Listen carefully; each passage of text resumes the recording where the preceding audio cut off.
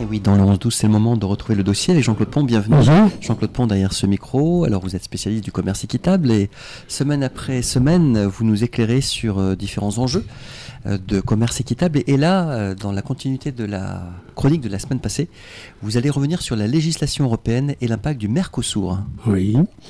Oui, la semaine dernière, j'avais évoqué une étude de Basic, Greenpeace et Max Havelaar qui avait étudié les filières d'importation en France, en Europe, importation de produits agricoles, avec voir les dégâts que ça provoquait, l'impact que ça avait sur l'environnement et sur les droits sociaux des travailleurs, principalement.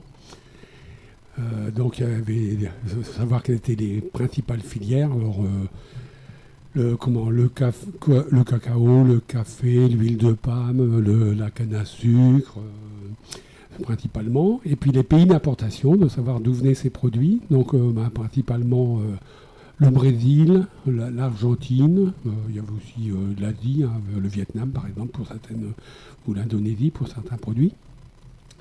Et donc dans l'étude de Basic, il y avait donc l'étude de cette filière d'importation, et puis aussi en contrepartie, est-ce que la législation européenne pouvait contrer, amoindrir les effets nocifs de ces importations.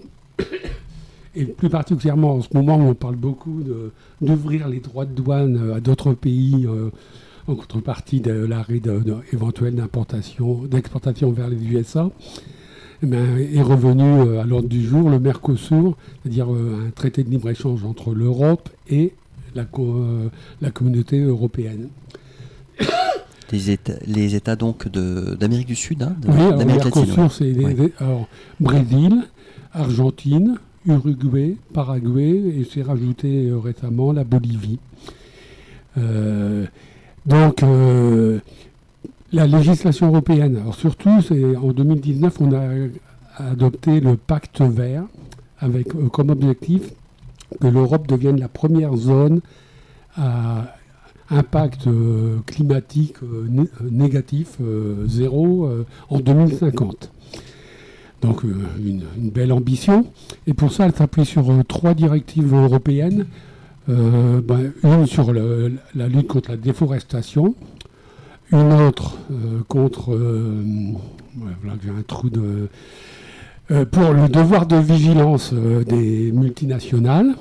Et puis un troisième, c'était sur la lutte contre le travail forcé et le travail des enfants. Donc, alors si on prend la première, la législation RDUE contre la déforestation, donc elle aurait dû entrer en vigueur en décembre 2024 déjà. Mais les lobbying, différentes raisons, ont fait que ça a déjà été reporté d'un an. Comme souvent, il y a des bonnes intentions dans les lois, mais après, il faut voir comment ça se concrétise dans les décrets d'application, si c'est vraiment bien appliqué, et puis si les lobbyistes n'ont pas réussi à amoindrir un petit peu les objectifs. Donc, cette loi contre la déforestation, c'est important, parce que la forêt, c'est préserver le climat, la faune, la flore, puis 350 millions de personnes qui vivent directement des ressources de la forêt. Donc c'est une loi importante puis qui peut lutter donc efficacement contre ces importations, puisque la déforestation, c'est l'huile de palme, le soja en particulier. Donc c'est une bonne façon de répondre à ces impacts. La deuxième loi, donc, c'est le devoir de vigilance pour les multinationales, les grosses entreprises. Donc, elle a été adoptée, mais elle non plus n'est pas encore entrée en application. Elle rentrera de mémoire en juillet 2027, le temps que toutes les législations européennes s'adaptent, prennent les mesures, qu'il y ait des moyens pour contrôler tout ça. Donc, elle concerne, au départ, c'était les entreprises européennes de plus de 1000 salariés ayant un chiffre d'affaires de plus de 450 millions d'euros en UE.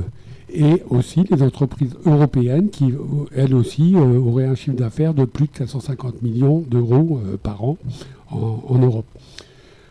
Alors ça aussi, il y a le travail des lobbyistes qui essayent de faire monter, hein, au lieu de 1000 employés, si on pouvait passer à 5000, ça arrangerait beaucoup de monde. Au lieu de 450 millions d'euros, si on pouvait passer au milliard, voire plus, il y a aussi ça. Hein. Donc, c'est pas encore gagné complètement. Alors, troisième loi, c'est contre le travail forcé et le travail des enfants, ce qui intéresse vraiment spécifiquement Artisans du Monde. Donc là, c'est pareil. Donc, il y a encore 50 millions, on a recensé en 2021 50 millions de personnes qui vivent très mal de leur travail. On appelle ça l'esclavage moderne, avec du travail forcé, et 3 millions d'enfants qui travaillent encore, spécialement dans l'agriculture. Un petit peu aussi dans le textile, mais beaucoup plus dans l'agriculture.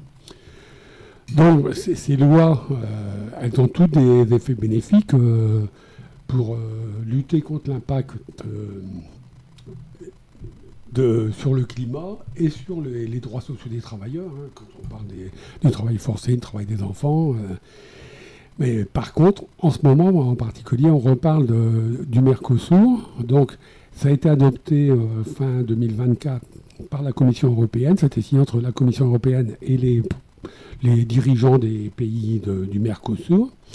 Ça doit encore être validé par le Conseil européen, hein, les présidents des différents pays, et par le Parlement. Donc, c'est pas encore totalement fait, mais bon, on discute de ça, du Mercosur, depuis 1990, hein, et ça avance petit à petit. Alors, la France en particulier est encore contre l'application du Mercosur. D'autres pays, la Belgique, l'Italie, sont très réticentes, et plus de 400 organisations de défense de l'environnement, de défense des travailleurs, etc., sont contre. Or, pour différentes raisons, le Mercosur, les pays du Mercosur, spécialement le Brésil, par exemple, continuent à importer d'Europe des produits, des pesticides qui sont interdits en Europe, mais on continue à les produire en France, en Europe plus généralement, et à les expédier au Brésil où ils sont utilisés. En plus, la législation dans ces pays, par exemple, est beaucoup plus laxiste pour ce qui est des résidus de pesticides dans les aliments qu'on va consommer. Or, par exemple, j'ai lu que pour le glyphosate, c'est 5000 fois plus, le taux est 5000 fois supérieur à ce qu'il est en Europe. Pour des tas de pesticides dans l'eau. C'est fou quand on y pense. Je cite en vrac les motifs de rejet, les antibiotiques utilisés pour stimuler la croissance des animaux au Brésil, en Argentine spécialement, hein, puisque si il y avait le Mercosur, il y aurait les bœufs argentins qui arriveraient en Europe. Donc. Oui, alors on les gonfle aux antibiotiques. Ouais. Alors, une des causes de notre position, c'est qu'il n'y a pas de réciprocité. C'est-à-dire que c'est interdit en France, enfin en Europe. Il y a des normes que nos agriculteurs doivent respecter. Tous les mouvements. Nos éleveurs doivent respecter. Et en échange, on apporterait certainement à plus bas prix des aliments. Les éleveurs, ils sont contre, en fait. On a vu. Oui, c'est sûr qu'il y a des manifestations. Oui. Donc, beaucoup de raisons, j'en oublie, hein, qui font qu'on est contre l'adoption de ce Mercosur. Alors, beaucoup de traités de libre-échange doivent être validés par les différents pays de la communauté européenne.